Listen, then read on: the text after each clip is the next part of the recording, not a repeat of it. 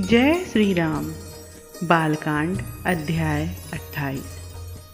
जैसे सुंदर लावण्य धाम श्री लखनलाल है, वैसे ही सुंदरी उर्मिला जी भी है। वे दोनों एक दूसरे को नेत्रों की कनखियों से देख रहे हैं। सुषमा और श्रृंगार के सार का सुवर्ण बनाकर फिर उस सुवर्ण से ही मानो ये मूर्तियाँ रची हैं। इनके रूप और प्रेम की सीमा का वर्णन नहीं किया जा सकता। बुद्धि थक कर मौन हो गई है।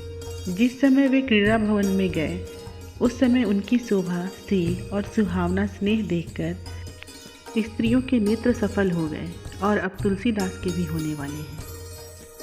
अरे माई, जानकी के वर बड़े ही सुंदर हैं। इनका सुंदर शरीर इंद्रनील मणि के समान श्याम वर्ण है तथा अंग अंग में अनेकों कामदेवों की छवि छाई हुई है।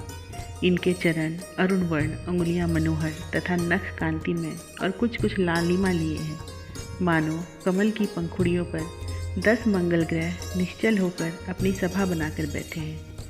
इनके घुटने स्थूल हैं, वक्षस्थल सुंदर है तथा चरणों में सुंदर ध्वनि करने वाले मणिमय नुपुर हैं, जो ऐसे जान पड़ते हैं मानो भ्रमरगन 2 पीत पराग भरे हुए कमलों को देखकर उन्हीं में लुभा कर रह गए हों।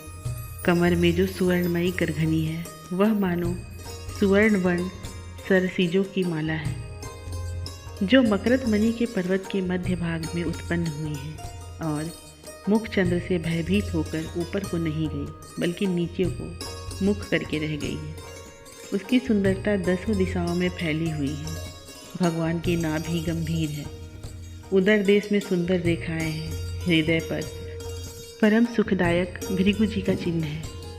अनेकों आभूषणों से युक्त लंबी लंबी भुजाएं हैं तथा पीतांबर की अतिशय शोभा हो रही है।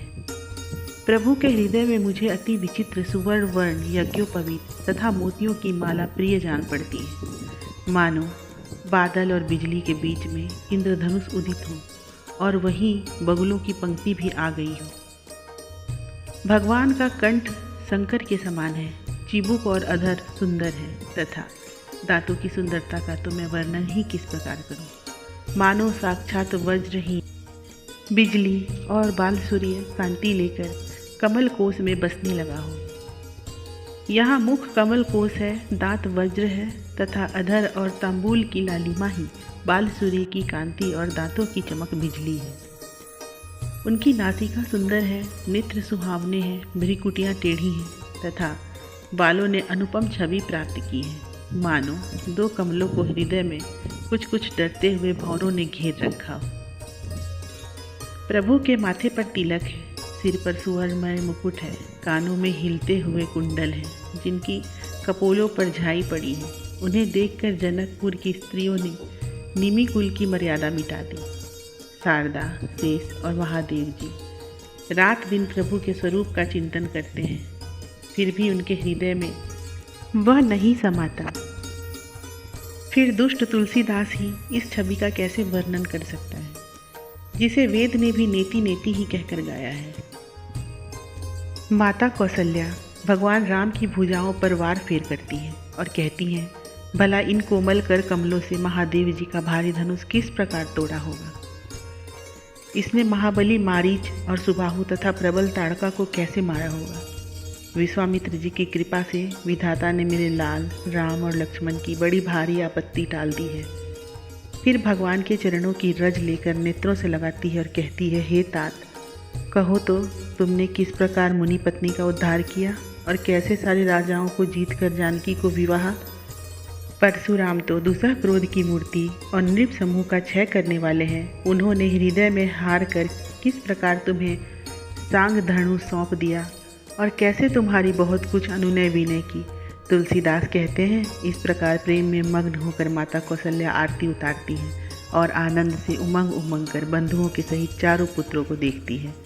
माता कौशल्या सुवर्ण वस्त्र और मणि निछावर कर प्रेम से पुलकित और प्रफुल्लित हो प्रसन्न मन से आरती करती है और दुल्हिनों को अपने ही सामान अन्य 700 सासुओं के भी पांव लगना सिखाती है और वे सब आशीर्वाद देती हैं कि तुम्हारा सुहाग करोड़ों वर्ष तक अचल रहे। राम और सीता की छवि देखकर युवतियां आपस में बातें करती हैं अरे सखी सुन, हमने तो अब जाना है कि विधाता बड़ा ही चतुर है।